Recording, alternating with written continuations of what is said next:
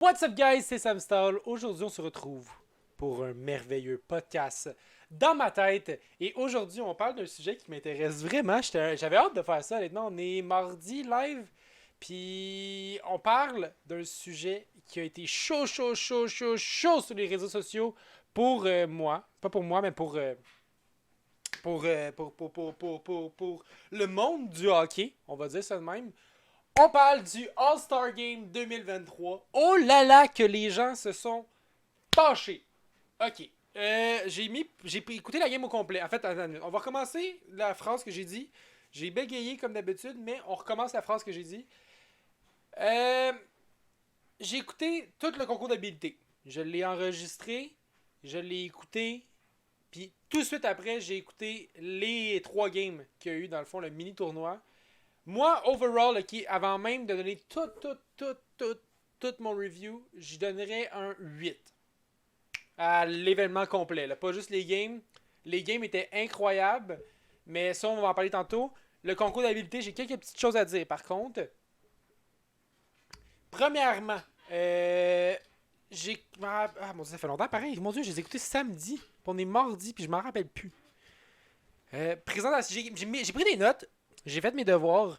J'ai mis présentation des filles. Ça, si je me rappelle bien, c'est que, tu sais, mettons, il présentait des joueurs qui allaient être au All-Star Game.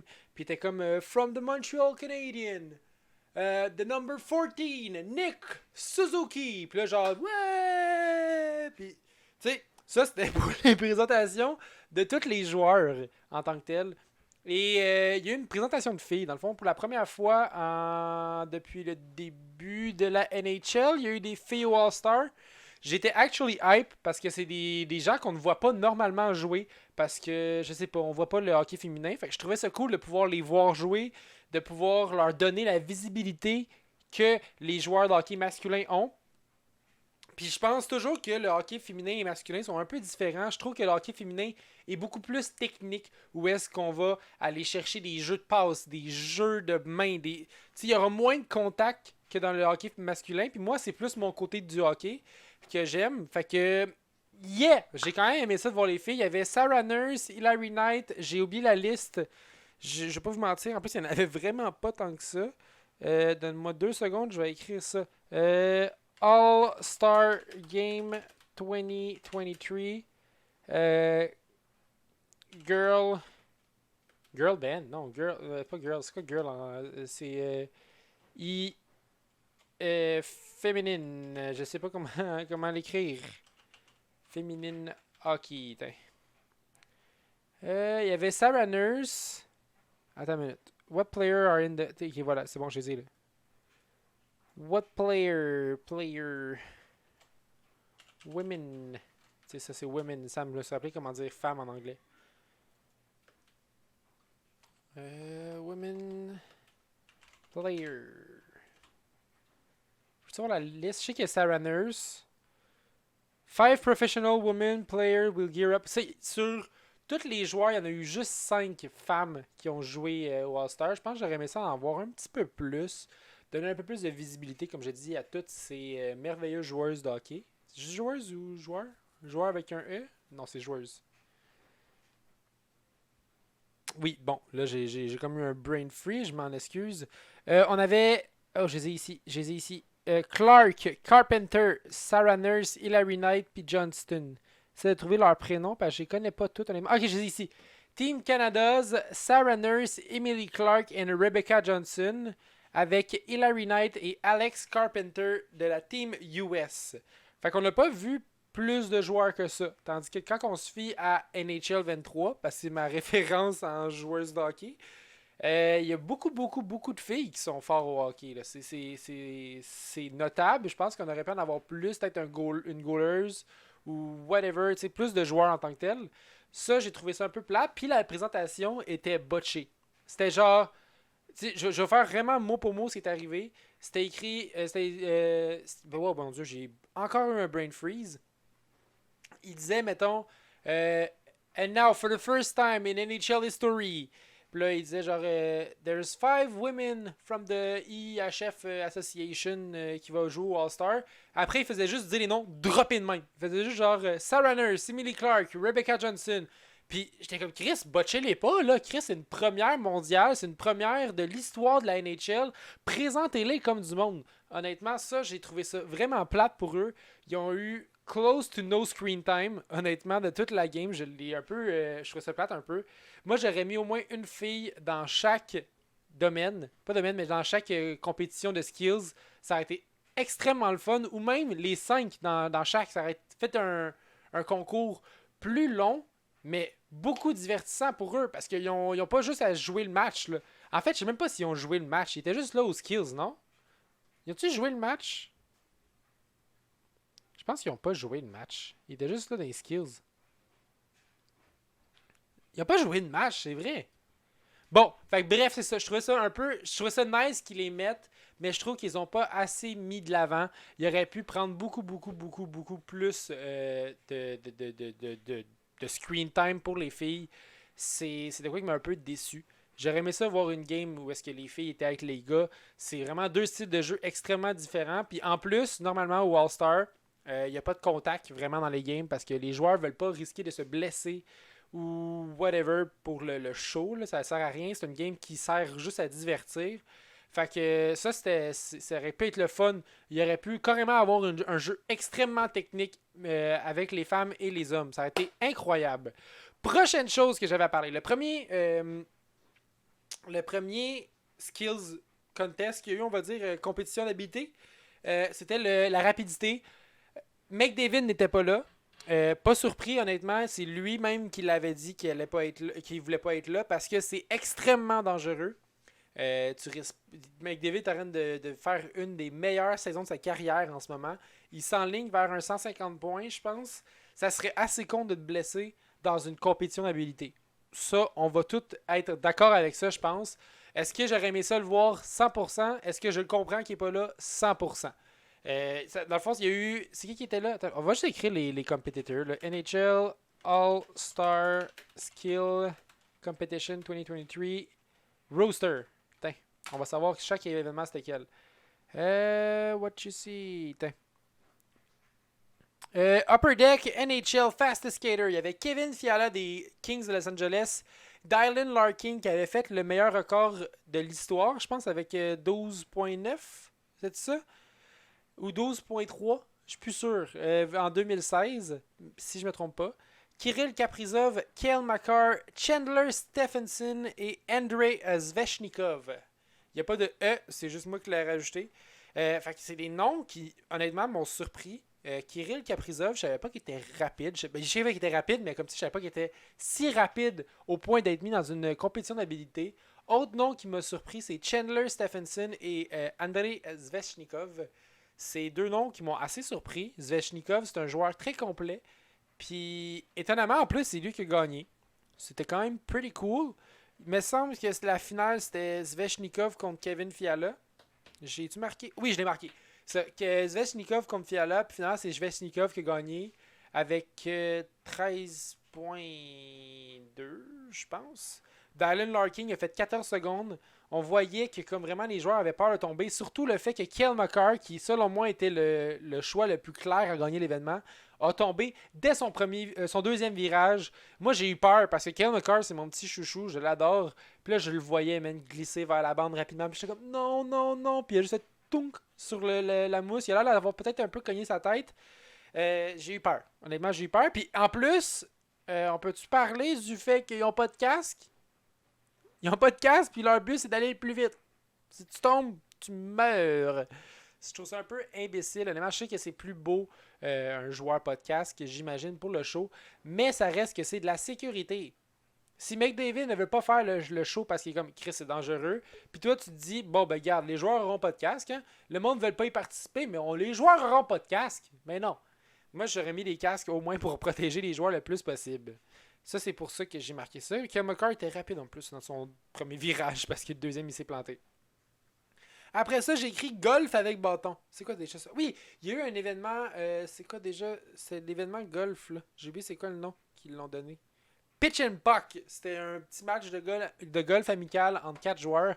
On avait Johnny Gaudreau, Clayton Keller, Jason Robertson et Nick Suzuki du Canadien de Montréal. Ça, c'était un nouvel événement qu'il y a eu. Je le trouvais le fun, mais j'aurais mis ça en genre 5 minutes comme genre un filler, on pourrait dire, dans la compétition. J'aurais honnêtement pu ne m'en passer, ça n'aurait rien changé. Nick Suzuki a gagné, très content de ça. Je vais juste prendre une petite gorgée d'eau parce que je suis assoiffé. J'ai mangé de quoi de assez salé pour souper. Donnez-moi 2 secondes. Hey, checkez ça comment je suis éco-responsable. J'ai repris une vieille bouteille de bière de mes parents, puis là, c'est ma gourde d'eau. Elle est magnifique en plus.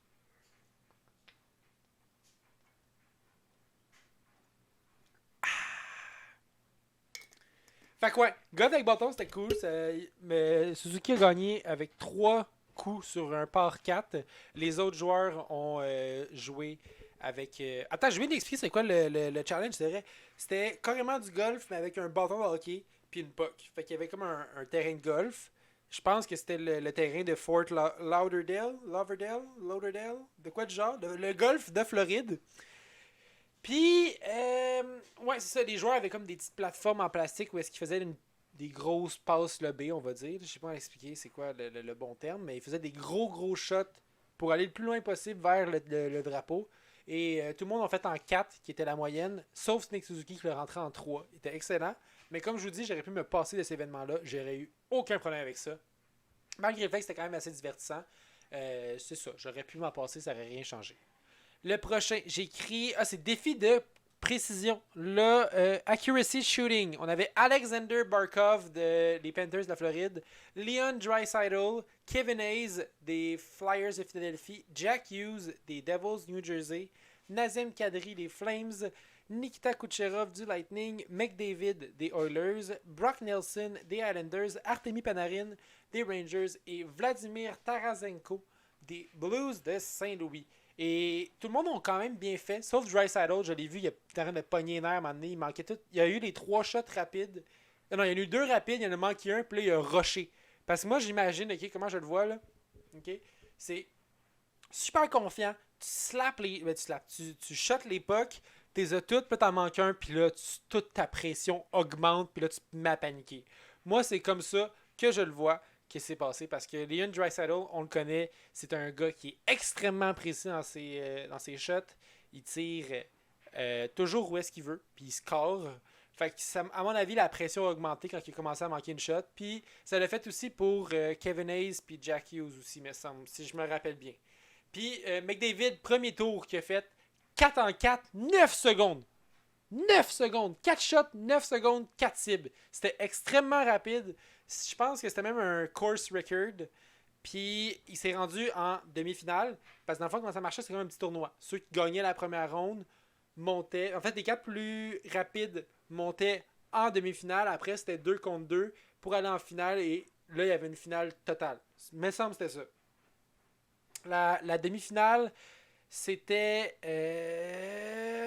Nazem Kadri, Connor McDavid, Brock Nelson, puis Artemi Panarin, si je me rappelle bien. Kadri a battu Panarin. Non, attends. Brock Nelson a battu. Attends, non! Comment ça s'est fait déjà? Parce que je sais que c'est Brock Nelson qui a gagné, étonnamment. Ah oui, c'est ça. Brock Nelson jouait contre Artemi Panarin. Là, Brock Nelson a gagné, fait qu'il s'est rendu en finale. Nazem Kadri jouait contre Connor McDavid et McDavid a encore eu 4 en 4. Kadri a eu 4 cibles en 5 tirs, mais a été plus rapide que McDavid de 0.5 secondes. Là, les gens étaient comme Tabarnak, ça n'a pas d'allure. McDavid aurait dû gagner. Les McDavid McDavid fanboy, comme je les appelle si bien, qui disait que vu que McDavid avait eu en 4, il aurait dû gagner. Mais c'est parce que, honnêtement, je pense que 90% des joueurs de la Ligue nationale, si tu leur donnes pas de timer, ils auraient pris les 4 shots en 4. Si tu pouvais les laisser se placer puis tirer 4 en 4 facile. À mon avis, 90% des joueurs de la Ligue. Okay? Fait que c'est sûr que quand il y a un timer, puis ton but c'est de faire une course contre l'autre, tu vas stresser un peu si tu vas vouloir te dépêcher. Puis c'est ce qui a fait que McDavid s'est pas rendu en finale, même s'il y a eu 8 en 8 au total. McDavid est extrêmement bon au hockey, Mais je suis d'accord avec cette règle-là. Fait que la finale, c'était Kadri puis Brock Nelson. Puis Brock Nelson l'a remporté. Je me rappelle pas si je l'ai marqué quelque part combien de temps il l'a fait. Parce qu'il y a une chose que j'ai pas aimé aussi. C'est que. J'ai-tu marqué? Demi-finale de précision. Brock Nelson l'a fait en 17 secondes. Panarin n'a pas fini. McDavid en 4 en 4, mais en 10.6. Kadri l'a eu en 10.1. C'est là que ça s'est passé. Finale, c'était Brock Nelson contre Kadri. Brock Nelson a eu 12 secondes. Kadri en a eu 3 sur 4 tirs. Fait que là, la Brock Nelson gagne. Mais moi, ce que j'ai pas aimé aussi de cette année, c'est que les défis se séparaient sur plusieurs moments. Comme s'il y avait des pauses entre chaque. Puis ils mettaient, mettons, la première partie des tirs de précision. Là, un tir de barrage fencé. Le golf. Le fast shot. Je trouvais que ça, c'était vraiment plate. Ça me faisait décrocher du challenge. J'ai honnêtement pas tant trippé sur ce côté-là qu'il y a eu. Ça rendait l'événement beaucoup trop long pour rien. On aurait pu rentrer, comme je vous dis tantôt, plus de femmes. Si on n'avait pas fait des 8 parties, on aurait pu éviter plusieurs pertes de temps. Ça, c'était mon point pour ça. Fait que Brock Nelson gagne, GG à lui. Il est quand même extrêmement bon, Brock Nelson. Je suis quand même fier de lui qu'il soit là. Après ça, on a échappé. J'ai écrit un peu plate comparé à avant. Parce que le premier, c'est Mitch Marner qui l'a fait. Puis ça, c'est le premier mot que j'ai écrit. Quand j'ai vu le tir de barrage, les Breakaway Challenge ici. Il y avait Roberto Luongo, ça, je trouvais ça cool. Il y avait Mitch Marner, Alex Ovechkin avec Sidney Crosby. Il y avait David Pastrnak et Matthew Tkachuk qui étaient là. On avait des gros noms, honnêtement. Mitch Marner a commencé. Il y avait tout un habillé en blanc, les patins blancs, les lunettes, comment ça s'appelle déjà? Les Pit Viper. Puis il est juste foncé au but, il a fait gauche-droite, puis il a tiré. J'étais comme Gris. Avant, c'était genre incroyable. Tu avais Ovechkin, je pense, c'était en 2011 ou 2009. Il avait pogné la puck sur sa palette. Il avait tac, tac, tac, tac, tac. Lance dans les airs, 360, tape dessus. Tu avais Subban qui faisait, mettons, tac, tac, tac, tac avec sa rondelle entre les jambes, pas clair comme ça du revers. Tu avais plusieurs gens qui ont fait des tricks cool pour la fin, le Breakaway Challenge. On avait Super Patrick Kane qui était genre avec une cape, un costume avec des lunettes. Puis là, il arrivait avec un bâton, tombait à terre, prenait la puck avec sa main, la passait, tapait à une main la puck. Tu sais, plein de petites choses vraiment divertissantes avant qui étaient là. Cette année, Mitch Marner est juste foncé gauche-droite, tir. Après ça, tu as eu David Pastrnak qui, lui, a été un petit peu plus cool. Ah oui, attends, il y avait des scores, c'est vrai. Mitch Marner, il a eu 21 sur 40. Fait que, ouais. Ça valait, tu sais, il y a eu genre 5, 5, 6, 5. Si je me rappelle bien. Fait que, c'est ça. Après ça, il y a eu David Pastrnak qui est arrivé en Happy Gilmore. Ça, c'était vraiment, vraiment bien. Il a vraiment bien imité Happy Gilmore. J'ai trouvé ça drôle. Il y avait un bâton en or pour la fin avec son putter. C'était extrêmement drôle. Ça, j'ai un peu plus trouvé ça le fun que lui de Mitch Marner parce qu'il y avait vraiment une scène qui était là, qui se passait. Mais comme je vous l'ai dit, les notes, je les ai prises pendant que je le faisais. Puis ça m'a un peu fait décrocher de ne pas voir les 4 back-à-back, les 5 back-à-back. Ça, j'ai trouvé ça un peu plate. Après David Pastrnak, c'était qui déjà? C'était Matthew Tkachuk, je pense. Ou non, c'était Alex Ovechkin puis Sidney Crosby. Puis Ovechkin avait amené son enfant. C'était cool pour l'enfant, j'imagine, honnêtement. C'était un big move, un big dad move qu'on va appeler.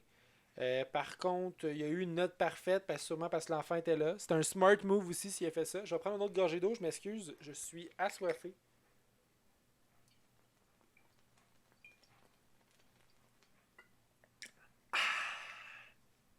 Bon. Fait que ça, là, ils ont fait comme juste passe à Crosby, Crosby passe à Ovechkin, à Crosby, à Ovechkin, à son kid, tire entre les jambes de Luongo et le but, wouh, tout le monde se met à crier. Honnêtement, c'était cool pour le kid, comme je vous dis, mais je pense que j'aurais aimé ça si on sort du côté père. Là, j'aurais aimé ça voir Ovechkin et Crosby faire de quoi d'extrêmement genre exploser. Là. Ça aurait été vraiment le fun de voir les deux ensemble faire de quoi de vraiment incroyable puis d'un beau show. Puis ils ont mis son enfant. Je trouvais ça correct. Honnêtement, ils ont eu une note parfaite parce que le kid était là. Si t'enlèves le kid, là, il y aurait eu genre 10. C'est vraiment mon côté honnête, là. C'est juste c'était 3 passes, là. C'était passe, passe, passe, passe, tir, fini. Fait comme, c'est ça. C'était ordinaire, je trouve, le Ovechkin, Crosby. Mais Sergei était là, c'était cool pour l'enfant, ça je le comprends. Et je trouve ça quand même cool comme move pour un papa. Après ça, pour le Breakaway Challenge, on avait eu Matthew Tkachuk qui lui avait fait une mise en scène incroyable. J'ai pris des notes sur cela aussi parce que je trouvais ça ben trop cool. Matthew Tkachuk was amazing. Échappé, masque, chapeau, but. Oui, c'est ça. Il avait fait une scène où est-ce qu'il était comme sur la plage, puis on lui disait genre Hey, t'es où? Tu t'en viens-tu? Ouais, j'arrive bientôt, j'imagine. Puis là, il arrive sur la glace en shirt avec Brady Tkachuk et son frère. Brady a comme des lunettes, sa chaise, il s'installe avec la glacière, il ouvre, là, il boit son BioSteel.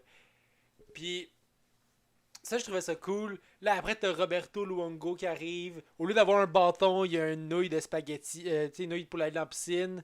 Il y a des ballons qui se passent dans le gradin. Là, il est comme, ah, non, il manque de quoi. Puis là, il y a Barkov. Il dit, ouais, non, il dit, si je veux aller me baigner, il va me falloir un lifeguard. Puis là, il y a Alexander Barkov qui rentre sur la glace, puis qui fait son. Il est habillé en lifeguard, puis il rentre, ben relax. Il se met à côté de Bradley Tkachuk. J'ai trouvé ça vraiment nice, honnêtement, avec la tune Surfing USA qui était parfaitement choisie pour l'événement et pour le shot. En plus, il a fait un but. Je me rappelle plus de quoi il avait l'air, par contre. Je pense que c'était quand même assez cool. Ah oui, il avait mis la puck dans. Il avait fait comme le lob de puck. Il avait attrapé la puck avec son chapeau, puis il a shoté le chapeau dans le but. C'était vraiment drôle. Ça, j'ai aimé ça. Lui, il a eu la note de. J'ai vu là ici qui est 11, 10, 2, 10. Il y a quelqu'un qui a me donné 2. Je suis un peu fâché. Je sais pas pourquoi il a donné 2 parce que c'était vraiment incroyable. Fait qu'il y a eu. Si je fais calcul rapide, 20, 31, 33. 33, ouais, c'est ça. Il y a eu 33 sur 40 pour cette mise en scène-là. Puis on se rappelle que Ovechkin et Crosby ont eu 40. Fait que c'est ça. Puis après, il y a eu David Pasternak. David Pasternak, c'était écrit quoi? J'ai écrit quoi? Ah oui, Happy Gilmore, il y a eu 38, c'est vrai. Fait que c'est ça. Il y a eu 38 Happy Gilmore. En fait, le classement, ça va être Ovechkin, Crosby puis son kid pour 40. Happy Gilmore a eu 38. Après, t'as Matthew Tkachuk puis Surfing USA qui ont eu 33. Puis t'as Mitch Marner qui a eu 21. Très mérité le 21, honnêtement. Pas plus que ça. J'ai remarqué que Tage Thompson n'était pas là. Puis là, je me suis mis à poser des questions parce que Tage Thompson vit la meilleure carrière de sa vie en ce moment. Ah, au moment où on se parle, ok, je vais aller voir live, joue l'application de NHL. Il est à statistique 68 points en 50 matchs. 34 buts, 34 passes pour Tage Thompson. C'est incroyable. L'année passée, il y a eu 68 points en 78 matchs et c'était sa meilleure saison. Avant ça, il avait fait 14 points, 0, 12 et 9 points. On s'entend que Tage Thompson a explosé cette année. C'est incroyable. Je suis très fier de lui. Moi, je l'aimais vraiment depuis le début qu'il jouait. J'avais beaucoup de potentiel sur lui. Fait que, ouais, là, lui était pas là, je me suis posé des questions, puis là, j'ai été faire mes recherches, puis apparemment que Tage Thompson s'est blessé. Là, je suis triste parce qu'il vivait sa meilleure saison, puis là, il a juste égalisé son record. Il n'a pas pu l'éclater. Honnêtement, il s'enlignait vers un 100 points facile, je pense. J'espère vraiment qu'il va revenir au jeu vite ou voir au prochain match. Le prochain match, je pense que c'est à soir en plus. Je vais aller voir le live, là. Buffalo. Non, Buffalo, leur prochain match, c'est il n'est pas ici. On les cherche. Canadien, c'est le 11 février. Buffalo, je le vois ici, c'est le 11 février aussi. Si je me fie à l'horaire que j'ai devant moi. Ils ne jouent pas avant. Ok, non, c'est ça. Fait que le 11 février, c'est la prochaine game pour les Sabres de Buffalo. À moins qu'ils ont joué hier. Non, il n'a pas joué hier. Non, il n'a pas joué hier. Fait qu'on va savoir s'il est revenu au jeu. Ça serait vraiment cool parce qu'il vit sa meilleure carrière. Lui et Jason Robertson, honnêtement, me surprennent énormément cette saison avec leur scorage de feu. Le jeu des goalers was cool. C'est quoi? C'est juste. Ah oui! Il y avait le jeu où est-ce qu'il impliquait plus les goalers parce que dans les derniers skills, les goalers faisaient pas. Ils faisaient juste un show. Ils étaient là pour bloquer des pucks, faire des petites roulades pour être plus fancy, puis faire vraiment un show. Mais il n'y avait pas de challenge vraiment pour les gardiens, parce qu'on pouvait voir qui était le meilleur gardien. Là, cette année, on avait un défi. C'est le NHL Tandy Tandem. On avait les shooters, on avait Alex Carpenter, Hilary Knight, Emily Clark, puis Rebecca Johnson et Sarah Nurse. On avait aussi plusieurs vrais joueurs de la ligue, me semble. C'était pas juste cette ligne-là, mais j'ai vu McDavid, Kadri shooter, Pasternak, Crosby, Ovechkin. Mais dans le fond, il y avait un goaler qui était dans les buts. L'autre goaler était en arrière du but. Il fallait qu'il dégage la puck dans le but à l'autre côté. Le but, il y avait comme un carton, sauf un trou au milieu du carton. S'il touchait pas la puck, s'il touchait pas le but, c'était un joueur contre son goaler. Si le joueur ne scorait pas, il y avait un point. S'il touchait le carton, il y avait 2 points. Puis 2 joueurs allaient contre son gardien. Si le goaler arrêtait la puck, il y avait 2 points. Et s'il avait en plein milieu, puis que... s'il avait en plein milieu, c'est ça. S'il l'a en plein milieu, ça donne 3 points et 3 joueurs contre toi. Puis, c'est arrivé avec... c'est arrivé avec qui déjà? Avec Connor Hellebuck, me semble. Il y a Saros qui l'a pas eu. Stuart Skinner l'a eu. C'est Ilya Sorokin aussi. Si je me rappelle bien, c'est les 3 qui l'ont eu. Je pense que je me rappelle peut-être pas totalement des joueurs qui l'ont eu, mais je sais que c'est ça qui ont eu le trou au milieu. Ça, c'était cool. Je trouvais que ça faisait jouer les goalers. J'ai vraiment trouvé le concept vraiment le fun. Puis ça faisait aussi inclure les filles. Mais par contre, les filles n'avaient pas de chance de gagner vraiment des tournois. Ça, j'ai trouvé ça cool, mais c'est ça. Encore une fois, les filles sont un peu mis de côté. Lance cool, Macar. C'est quoi c'était déjà Macar? J'ai dit Macar. C'est Macar. Lance cool, ça c'est. Ah oui! C'est le jeu où est-ce que t'avais une célébrité, une célébrité, un hockeyeur assis sur une chaise, puis là t'avais 6 surfs à shutdown, puis après t'avais une target qu'il fallait que tu tires dessus, puis après le joueur tombait dans l'eau. Je trouvais ça quand même cool. Par contre, il y a un bon par contre. Mettons, l'exemple que j'ai, c'est Cale Makar qui a fait le meilleur temps. Il a fait 17 secondes, ok? Puis 17 secondes, c'était le premier joueur qui le faisait le temps. Et le deuxième, il fallait qu'il batte le score de l'autre. S'il ne le battait pas, le jeu se terminait. J'aurais aimé ça voir tous les joueurs qui étaient assis sur le banc vraiment tomber dans l'eau puis faire un global score. Puis après, tu refais encore une autre forme de tournoi où est-ce que tu mets vraiment le joueur le plus précis en haut. Ça aurait été vraiment cool. Il y a Adam Fox qui l'a eu. Adam Fox a mis... Qui dans l'eau déjà? C'était-tu Chesterkin? Ou non, je pense que c'était Sidney Crosby. Je sais que Crosby est tombé dans l'eau. Matthew Tkachuk aussi. Puis il y avait Igor Chesterkin, me semble, qui est tombé dans l'eau. Qu'est-ce que j'ai marqué? Tough pour le deuxième. Ouais, ça, j'ai marqué c'était Tough. Chesterkin, il a manqué. Oui, ça. Après Makar qui fait le 17 secondes, qui était incroyable. Le joueur après lui, qu'il fallait qu'il mette l'autre joueur dans l'eau, c'était Igor Shesterkin. Puis je vous rappelle que Shesterkin, il est goaler. Puis il m'a étonnamment, extrêmement, en fait, surpris. Il manquait juste deux surfs avec son bâton de goaler pour faire tomber le joueur dans l'eau. Fait que ça, j'étais vraiment surpris. Honnêtement, Shesterkin, il m'impressionne beaucoup, dernièrement. Je l'aimais beaucoup comme goaler déjà. Puis là, il m'impressionne encore plus. Il y a un petit côté playful. Puis on voit pas souvent les goalers sortir de leur zone puis faire des grosses maniements de main. Ça, je trouvais ça cool.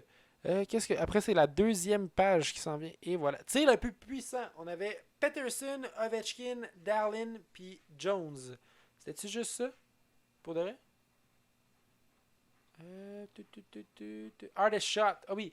Rasmus Dallin des Sabres de Buffalo, Seth Jones des Blackhawks de Chicago, Josh Morrissey des Jets de Winnipeg, Alex Ovechkin des Capitals de Washington et Elias Pettersson des Canucks de Vancouver. Je trouve ça moins impressionnant que dans le temps. Honnêtement, il n'y avait pas beaucoup de joueurs en haut du 95. On a eu Pettersson qui a fait le record, c'était de cette semaine, de cette année. C'était 103.2, qui était un shot vraiment puissant. Mais sinon, ça tournait autour du 93, 95. Il y a eu des 98. Mais tu sais, avant, dans le temps, parce que c'était genre Shara, Shea Weber, Mike Green. C'était des gros shots. Ça m'a étonné aussi que Eric Carlson soit pas là. Lui qui connaît une grosse saison. Je pense que ça aurait été cool de le voir au Hardest Shot. Il était au match des étoiles, mais il était pas dans les compétitions. Puis pourtant, il y a comme 68 points, je pense, cette année. C'était assez surprenant qu'il soit pas là, on va dire. Après ça, j'ai marqué.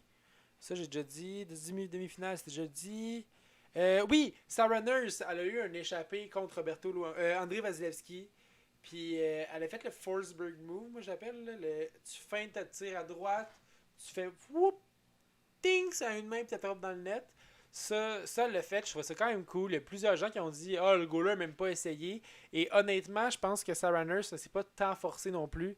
Parce que, comme je vous dis, c'est un jeu pour eux, c'est pas une game. Ils sont pas là pour se donner à 100% parce qu'ils peuvent se blesser, je vous rappelle. Donc, ouais, c'est ça. Fait que je comprenais que Vasilevski, ça ne va pas donner à 100% à faire l'arrêt. Puis je pense qu'honnêtement, Sarah Nurse avait beaucoup plus à prouver. Pas prouver. Il y avait beaucoup plus à donner que ce qu'elle a montré. Si elle était sûre à 100% de ne pas se blesser, je pense qu'elle aurait pu vraiment nous impressionner. Mais les gens sont fâchés. Puis étaient comme, ah, elle n'a pas essayé, retourne jouer au pokerling, à Ringuette. Il y avait plein de messages de même sur RDS. Je trouve ça un peu rough, honnêtement. Puis Sarah Nurse, elle fait une entrevue à la fin, elle dit qu'elle aimerait ça, genre, voir des compétitions autres que le hockey, mais sur la glace. Où est-ce qu'on verrait, mettons, je sais trouver un nom, genre Trevor Zegras faire du patinage artistique. Puis j'aurais fait, ah si, ça serait drôle, honnêtement. Tu sais, tu pourrais voir, mettons, Zegras, ce serait genre à faire ça, justement. Il arriverait, genre, habillé en tutu.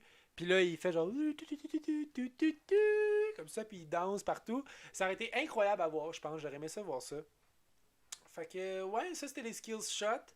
Je pense que Sarah Nurse, elle a peut-être mis la main sur quelque chose qui aurait pu être incroyable. Le patinage artistique, ça aurait été vraiment drôle de voir ça. Et pour la game, j'ai oublié les scores. Donne-moi 2 secondes. Je m'en vais ouvrir NHL encore. Résultat, match samedi. Première game, on avait Pacifique contre Central, je pense, c'est ça? Oui, Pacifique contre Central. Ça a fini 6-4 pour le Central. Comment ça marche? C'est qu'il y avait la première game, lui qui gagnait allait en finale. Et après, il y avait une autre game qui était une autre division. Ceux-là aussi, quand ils gagnaient, allaient en finale. Et après, il y avait une grosse finale. Donc, étonnamment, sans vous étonner, en fait, Connor McDavid a scoré, Seth Jones, Peterson, McKinnon, un deuxième but. Attends. Je suis en train de vous. Je suis en train de vous spoil, c'est pas ça. Ah oui, c'est ça. Ok, c'est bon. C'est écrit McKinnon. McKinnon a fait le premier but. Après McDavid, Seth Jones, Peterson, encore McKinnon. Clayton Keller a fait un sale but, honnêtement. Tarasenko, Elias Peterson encore une fois. Eric Carlson, Clayton Keller encore. Après ça l'a fini dans le fond. Fait que 6-4 Central Pacifique. Après ça, on a eu Atlantique contre Métropolitaine. On a eu des buts de Tachuk, Larkin, Gaudreau, Crosby, Brady Tkachuk, Nick Suzuki, Johnny Gaudreau encore une fois, Crosby, Ovechkin, Tachuk, Kucherov, Suzuki encore une fois, Tkachuk.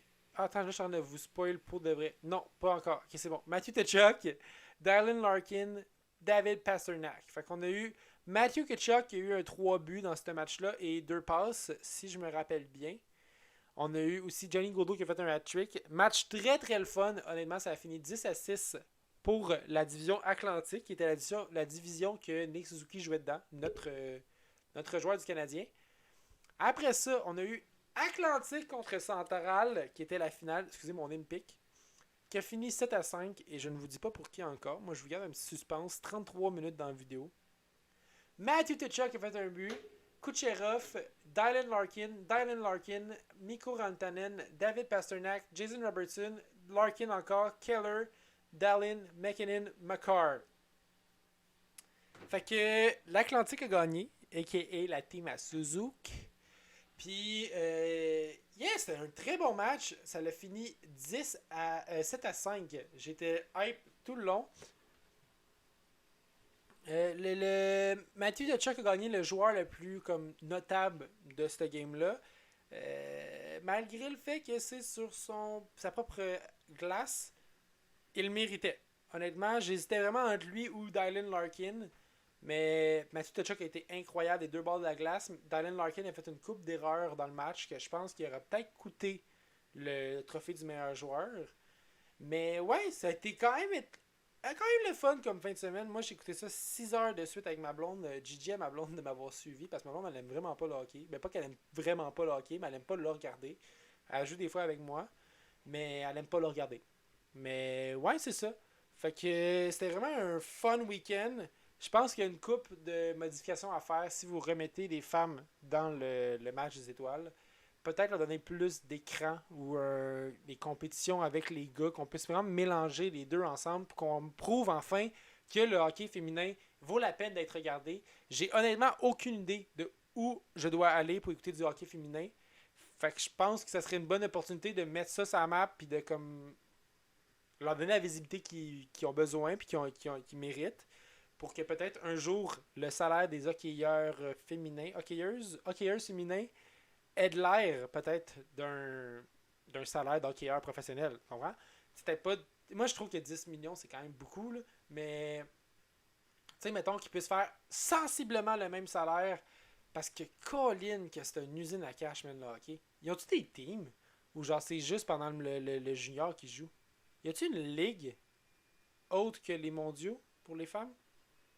C'est plein de choses qu'on sait pas, honnêtement. Il faudrait que je me renseigne, là, parce que je connais vraiment pas ça, mais je trouve ça vraiment intéressant, puis ça vaudrait la peine de s'investir là-dedans pour savoir avoir plus d'informations sur ce sujet-là. Fait que moi, ce serait pas mal mon petit bet que j'ai à donner à NHL.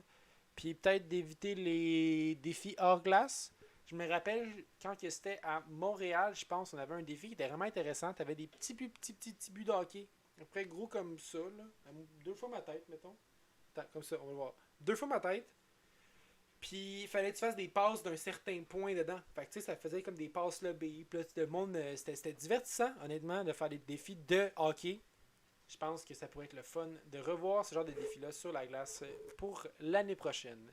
Moi, là-dessus, je vous laisse sur ce podcast. J'espère qu'il était le fun. Il était vraiment long, mais j'avais beaucoup de choses à dire sur la game des étoiles.